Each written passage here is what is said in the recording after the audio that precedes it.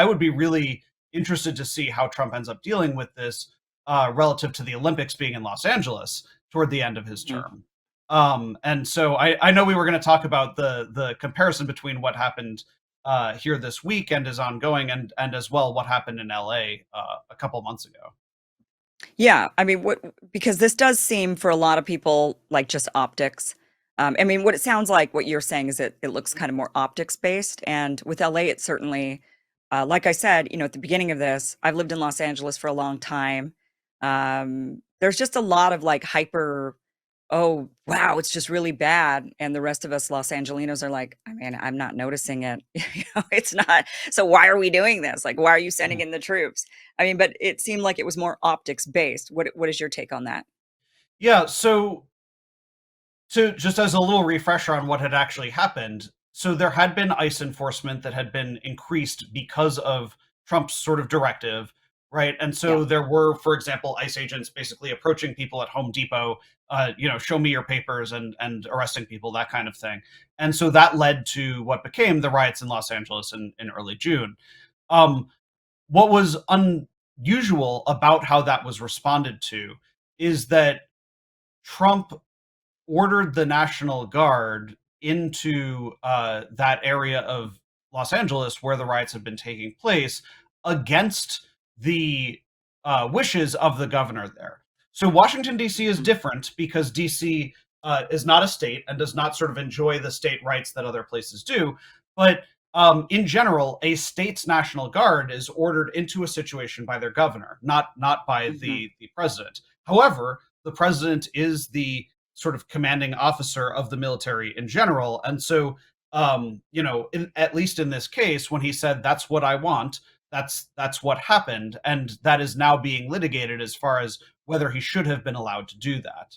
Mhm. Additionally, he took the fairly unprecedented step of sending in U.S. Marines, not National Guardsmen, but Marines.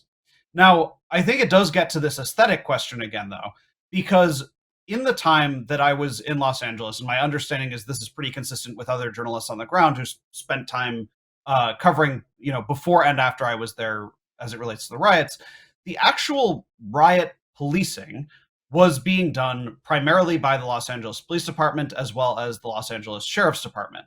Okay. Yeah. The National Guard was, for the most part, basically standing there around federal buildings. And that Yeah. is consistent with what their job basically is. When National Guardsmen are deployed to these places, kind of their high priority is protect a federal building. And in the case of the LA riots, they were very focused on one particular federal detention center. And so it kind of made sense that it happened that way. But in terms of the actual policing, if you watched sort of my videos of rubber bullets being shot and tear gas and batons and horses, right? All the kind of action that you see on the news, these are cops. These aren't federal Yeah. These are troops. cops. Right. Um, Right. and I would say that this is particularly true about it was a really big deal, at least as a headline, that the Marines were deployed. But the Marines basically just stood there again around a federal building. Nobody was Yeah. fighting Marines. Marines weren't like, parties to the Right. conflict. And So so, it's like, what was the point of even having any of them there is kind of the question then. And that makes sense because, yeah, the National Guard and the Marines, I mean, LAPD, they know what they're doing. You know, having lived in Los Angeles for a long time, I've seen some crazy stuff, and the LAPD absolutely knows what they're doing. I mean, they are highly trained and they can handle some really insane situations. And in a way that I cannot imagine the National Guard or the Marines even having the training to handle it the way that the LAPD knows how to handle it. I mean, the yeah, LAPD knows how to handle any of these riot situations. I've seen them deal with like a woman that basically was holding someone hostage in on Venice Beach. And I mean, you should have just seen the way the LAPD deployed. They had guys on roofs. They had the whole place surrounded. I mean, it looked like a war zone kind of like they knew what they were doing and they know how to do it in an urban environment that isn't warfare. I mean, what do Marines know how to do? Do they know how to handle civilian urban environments where you're just trying to take out one person instead of like bombing the entire neighborhood? I mean, what do they? I don't know if they know how to do that or not, but I don't think that they have that same sort of training to the level that like LAPD has. Yeah, I mean they right, they're certainly not doing that on the day to day. So it's an unusual deployment. And again, them just protecting buildings is not the same as them actually tamping down on riots. While I was out Right. there and would see, groups of people ending up getting kettled, for example, right, where the rioters were moving and now they're stuck, right, and now either they're all going to get arrested, or the more common thing is they let them go one by one, so it sort of effectively disperses the riot without and forces it to end without making mass arrests. All of that kind of stuff is done by police departments. But I think what Trump did accomplish, again, for better or for worse, right? I mean, people can debate whether this is, whether he should have done this. But I think what Trump has accomplished with both Los Angeles and DC is that he's sort of asserted his presidential authority to take over policing matters in cities, right? And he's done that in both cases by sort of invoking federal powers in a way that is unusual. So again, in the case Yeah. of National Guard being deployed in California, that wouldn't be that unusual, but for the fact that the governor didn't want it to happen, Right. and Right. It Trump was the did it president and anyway. not the governor. Yeah. In the case of Yeah. DC here, um, the mayor originally on day one of this, when the Home Rule Act provision that said that Trump can basically command the MPD if he wants to, um, the mayor basically said, "Well, we looked at the law and it says the mayor shall comply, so here we are." And now as of this morning, the mayor has, or the DC Attorney General, my understanding is, has filed a lawsuit trying to sort of pick at the exact wording of it. It says something like the president can use them for a mission that wants to, but not just he can take over the whole thing and change the chain of command. Is basically what DC is going to argue. Again, it's going to turn into a legal fight that I would guess is going to be more a matter of the judge that ends up hearing it. But he's now twice in two cities on two different coasts kind of invoked federal power in a way that hadn't been done before. What's interesting is how his base, how Republicans, how freedom loving, more libertarian-esque Republicans are going to react, how they're reacting to this. Because from somebody who's like more of a libertarian, yeah, absolutely get out of the states. We do not want federal government in the states. The states are independent. They need to be running themselves. I mean, that is the most basic libertarian stance. That is the libertarian stance, states' rights and get the federal government out. Less federal government control states' rights. And so when Governor Newsom says, "Hey, get out of my state," and then you got all these Republicans saying, "No, we need to send in the feds." I mean, it's like the hypocrisy. It's just mind blowing. Are you guys listening to yourselves and you claim to be Republicans? Remember, you're supposed to be for states' rights. Like It that's what your absolutely premise. represents a political shift. I mean, I would point out, just if you look at a voice like Alex Jones, right? His kind of like, here's the worst thing that can happen, and the narrative that he would kind of like propagate about that is like martial law, right? Is the idea Yeah, of federalization of police forces or being policed kind of by the military, on American jurisdictions. So I think that was something that the right wing was broadly much more concerned about. I kind of researched like what were people talking about this kind of thing when Obama was the president. There was mhm, actually kind of a what people would call a conspiracy theory, right, toward the end of the Obama presidency, that Black Lives Matter protests that took place then would be used to usher in, the federalization of police. That this could be an Obama power grab, and of course, like that didn't actually come to happen. But I think right. that it's interesting that in the time period that we're in now, where Trump is kind of doing many of the things that the right wing had expressed concern about Democrats doing in the past, they're Yeah, describing it as necessary for a variety of reasons, whether it's yeah, fighting fighting crime or fighting riots or whatever the thing is. Um, so there's definitely been a political shift on this question. I would even use the more like recent example of, again, when the National Guard was deployed in the response to January 6th. I think there were a lot of conservatives who were really bothered by that. And it is just 4 years later, right? It's a Trump situation and a Trump situation, and this time they're far more in support of it.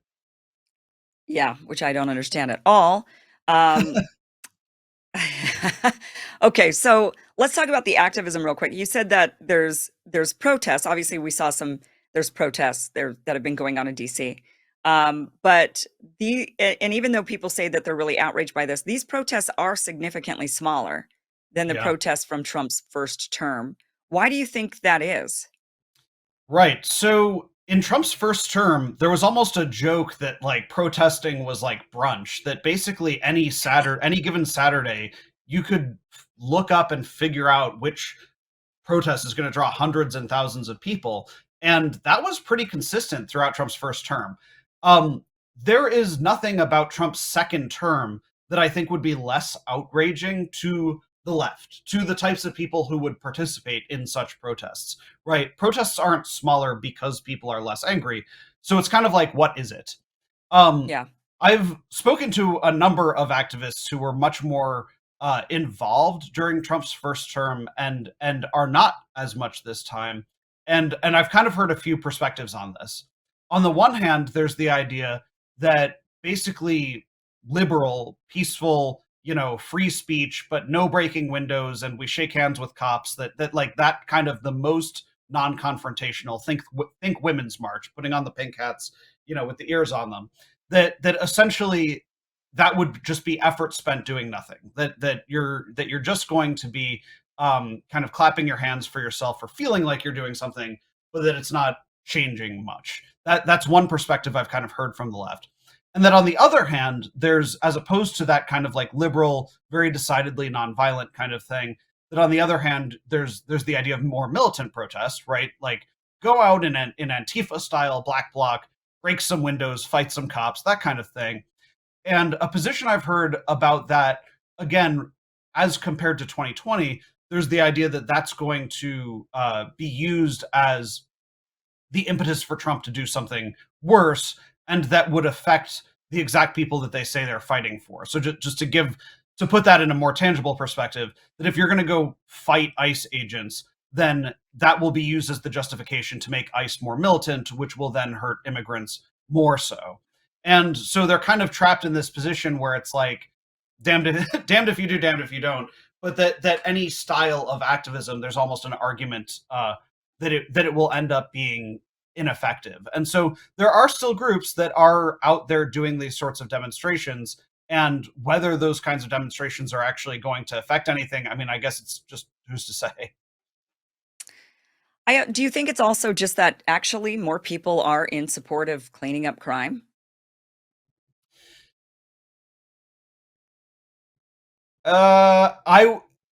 I would guess that the types of people who actually went out in the thousands in Trump's first term, right? So there's a distinction between popularity of policy among the population and popularity of policy among the type of people who would be doing that protesting in the first place.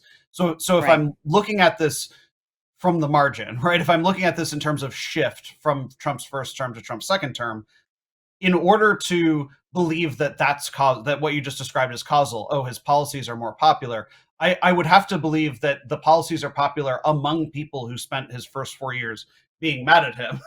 And then Right. he comes back in post January 6th, into a second term, and is very clearly asserting his federal authority in a way that he hadn't in his first term. So I mean, Trump 2 is a lot more extreme, I guess you could say, than Trump 1.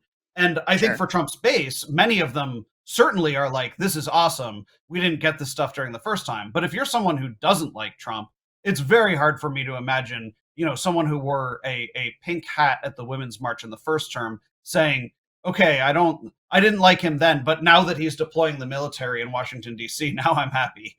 I can't, Yeah. it's very hard to imagine that person exists. Well, I will say that there's less hate this time around in this second term. I'm just not hearing the same level of hatred for Donald Trump as I heard in the first term. I mean, people really hated him and really thought that this fascist dictator crazy person was taking office. And there's certainly still people who feel that way, but I'm definitely hearing less of it. I think also what might contribute is mainstream media. I mean, this time around, mainstream media is covering Trump. Yesterday when he was doing a press conference, and I watch news, I have four going at the same exact time on my screen. I watch in multi-view. And all four, MSNBC, CNN, Fox, and BBC, all of them had, well, maybe not the BBC, but the main, CNN and MSNBC and Fox certainly all were airing his press conference at the same time. And previously in the first term, CNN or MSNBC would kind of protest and say, "We're not going to air this. We don't want to air lies." And they would fuel that. And this time around, they're not. This time around, they're actually, when I can actually tolerate watching the news now, even MSNBC, I can actually tolerate watching them because they're not sitting there just constantly, protesting. And so there's a shift, I think, maybe even just how the public is, because the first term, it almost became like a social activity, right? To Yeah. hate Trump. It was like, you're in our in group if you hate Trump, and we can be friends and we can hang out and we can have wine and we can go protest because we hate Trump. And now, it's not, it's like people aren't building their entire social circles and their entire social lives off of hating Trump.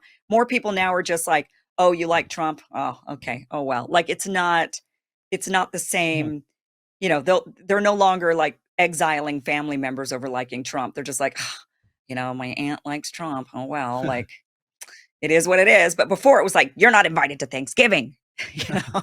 So I do feel like there's something that's kind of shifted, perhaps. There was a And maybe it's utility that. to activism in Trump's first term, and I think activism in general, which is that when people show up in physical space over a shared position, they end up making friends in that group, Yeah, it's a and bonding organizing with experience. them. Other things end up happening as a result of that protesting. I do generally agree with you about the shift in the media that's occurred in terms of that kind of like sniveling at it, like we're not running this because of the like that has changed, and the types of voices that they can cite as anti-Trump voices, whereas they used to be able to show images of angry people on the streets.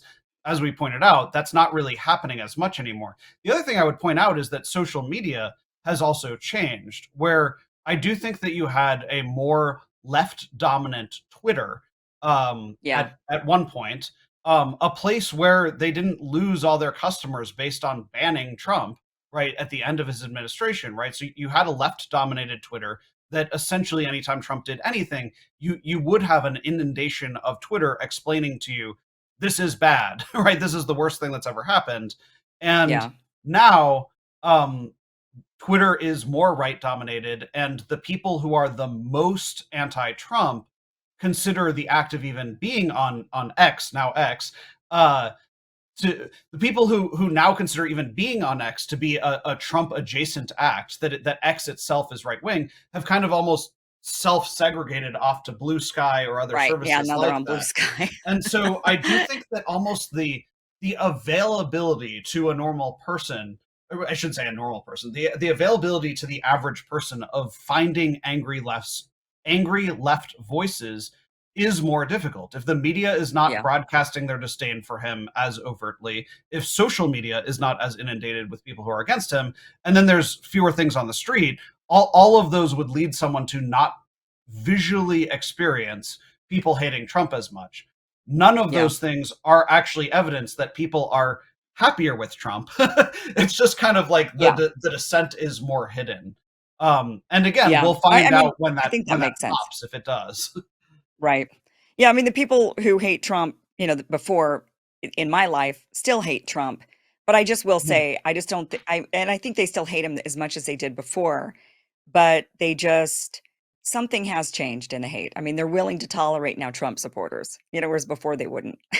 And so now they're like, well, oh well, you voted for Trump, okay. And maybe You they know, it's have it to. I mean, he won the popular vote this time, right? Like, there right. might be a Yeah, yeah, they perception have that to. that eliminating Trump fans from one's own life or social circle is more difficult in a country where he's marginally more popular than the, Right. the first time he was elected. Well, in my experience is California, and, Mhm. in California, Trump gained each election from 2016, 2020, and 2024. He gained in all of those elections, and so it's really difficult, and he gained with Hispanics, and so it's really difficult for, these liberals who hated Trump so viscerally to hate Trump voters when increasingly they're realizing, "Oh, it's my Hispanic friends who voted for Trump this time around."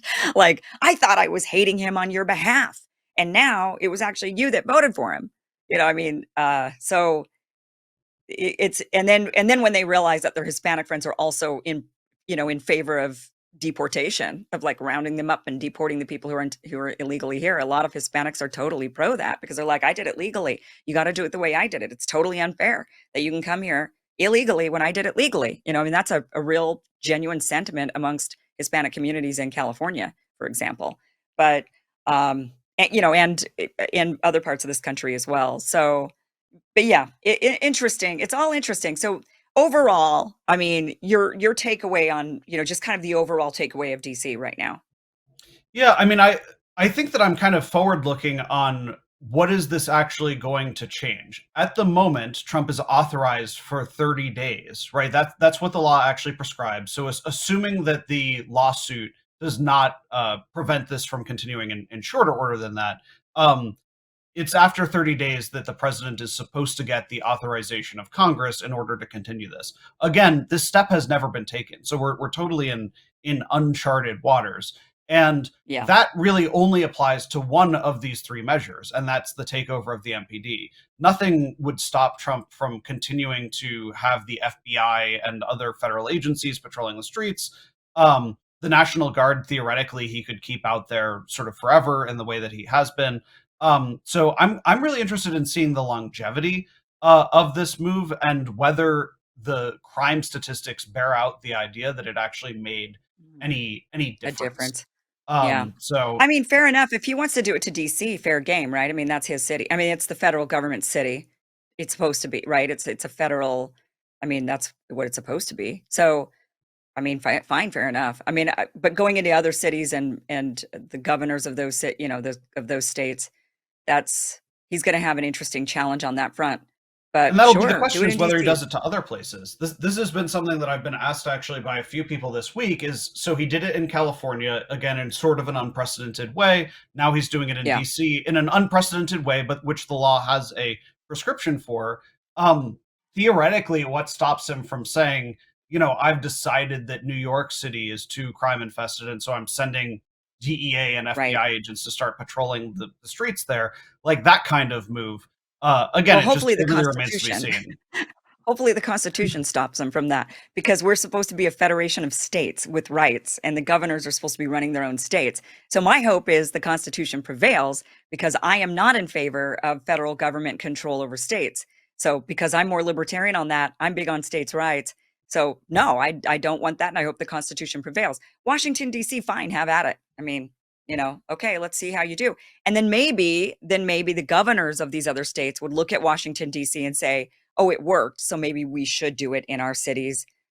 Whatever did work or whatever didn't work, let's Mhm. do it. And that would be up to them, though. That's kind of where it should be up to them.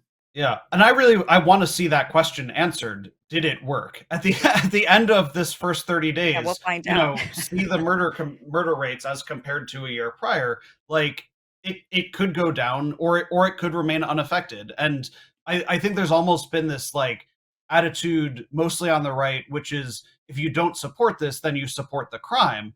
That assumes that this actually would work, Right. and Exactly. Exactly. that's And yet that's a to be great proven. point.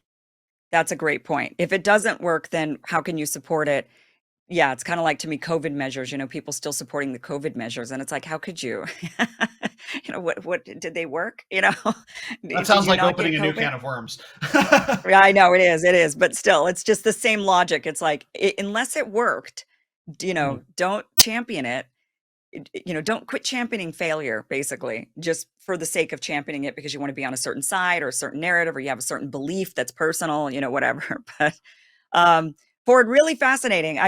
Thank you so much for being on. I really do appreciate, by the way, that you're kind of like, look, I don't want to get an opinion. I don't want to opinionize this. I don't want to, say, and I like that actually about you that you're just, look, I'm just here to get the footage to just show what's going on and then let the rest of us, squabble over it and make opinions on it and give our perspectives. I appreciate that about you. We need more people like you, actually. We need more of this neutral type of news gathering and journalism. And, that's why I like ground news, for example. I use them a lot during the day because they give me both sides. And and I think people are gaining more of an appetite for this. So I hope that your channel grows. Where can people find you and this type of neutral work that you're doing, which I think is so important? Right. So my outlet is called News to Share. That's news, the number two, share, all one word. You can find it called that, News to Share, on both Facebook and YouTube. On Twitter, I'm at Ford Fisher, FORDFISCHER. And the News to Share account is at N2S Reports on Twitter, or now X. All right, Ford, thank you so much for joining us. Really appreciate it. We do have all those links down below, so thank you so much. Great. Thank you very much. Thank you for watching this clip from the full Kim Iverson Show, which you can catch Monday through Friday, 2 p.m. Pacific, 5 p.m. Eastern at KimIversonShow.com. It is free for you to watch. Again, 2 p.m. Pacific, 5 p.m. Eastern, KimIversonShow.com. See you there.